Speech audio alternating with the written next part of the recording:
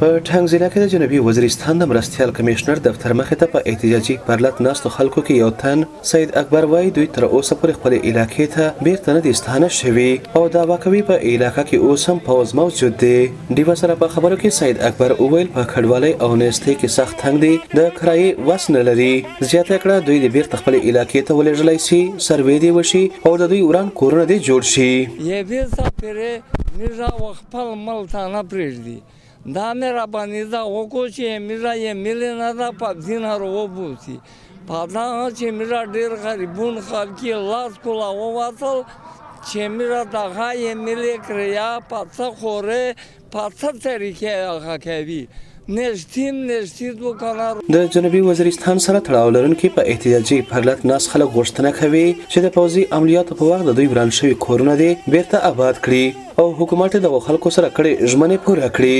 د احتجاجي پرلط رابطه‌کار حیات پریغل وایي د 2009 په رای نجات عملیاتو کې جنوبي وزیرستان وران کړی شوی او حکومت په دغه عملیاتو کې د 8000 کورونه ورانېدل هم مني، خو ورسره وایي 18000 کورونه په سروې کې بیا جعلي لیکل شوي دي. نوموړي ډیوه سره په خبرو کې تور ولګاوه چې انتظامیه ته پیسې راغلي چې خلکو ته یې ورکړي خو دوی ته یې نه ورکوي. حیات پریغل زیاته کړه اتیا داسې کلي دي چې اوس هم سروې نه ده شوې او د هغوی سروې دی وشي. د حیات پریغل په خبره د احتجاجي پرلط فیصله ده چې څو پورې غوښتنې نه وي منل شوې تر هغې به دغلته په احتجاج ناست وي. کمپلیټ کور چې کوم ړنګ دی مکمل هغې 4 لک روپۍ ورکوي او چې کوم نیم ړنګ دی هغې 1,60,000 ورکوي. په هغه شی هم ډېرې زیات مشکلات هم شته. فیز 1 فیز 2 چې کومې سروې وشوې پاشه کورونه پوتې شول، غټ غټ کلي پوتې شول. دغه خلک بیا چې هغې دا یو خو ری سروې وشي، بل چې کوم فیز 3 فیز 4 شی دی چې کوم مسله دو 18,000 سروې کینسل شوي دي، بوګس ټوکنې لکه دغه دی چې ویر دي.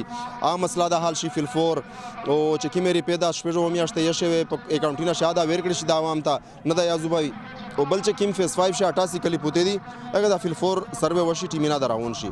د جنوبي وزیرستان مرستیال کمشنر یا ډي سي حمید الله خټک وویل دوی دورانو کورونو د سروې د مسلې په اړه د علاقې مشران په پېښور کې د لوړپوړو چارواکو سره ملاو کړي او په دې مسلې خبرې اترې شوې دي. هغه وویل په علاقې کې د خلکو د مرستو په لړ کې د بانک چیکونه ورکول کیږي او 3000 نور فهمونه راوړي چې د پاتې شوو علاقو سروې وکړي.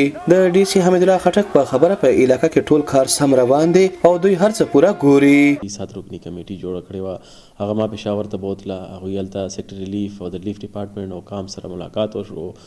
هغې کې موږ ته 3000 فارمونه په موقع باندې راکړل. د کوم چیکونه چې کوم موږ سره راغلي دي د هغې تقسیم شروع شولو او ډېر په تیزۍ سره روان دی. د نه بعد موږ سروې مرحلې ته ځو او چې کوم پینډینګ امپورټنټ شی دی چې کوم پینډینګ د 3-4 کالو دا ډېره امپورټنټ خبره چې دا واضح وي عوام ته چې دا د 3-4 کالو پینډنسي ده. دا زما د ټایم د 2 میاشتو 3 میاشتو نه ده. هغې ته د حکومت مکمل توجه ده. ما ته د بره نه صوبایي حکومت دا احکامات دي چې تاسو زر نه زر د دوی چې کوم دا مسلې دي د پینډنسي ده د حل کې. د یادونه ده چې په جنوبي وزیرستان کې د رای نجات په نوم پوځي عملیاتونو اغېزمن شوي خلک په ټانګ ضلع کې په 8مه ورځ په داسې حال احتجاجي پرلط ناستې او غوښتنه کوي چې دوی د عملیاتو په وخت د اوښت زیان تاوان پوره کړی شي.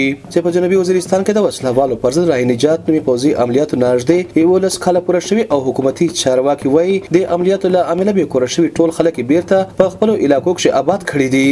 عدنان بیټنای، ډیوا، ټانګ.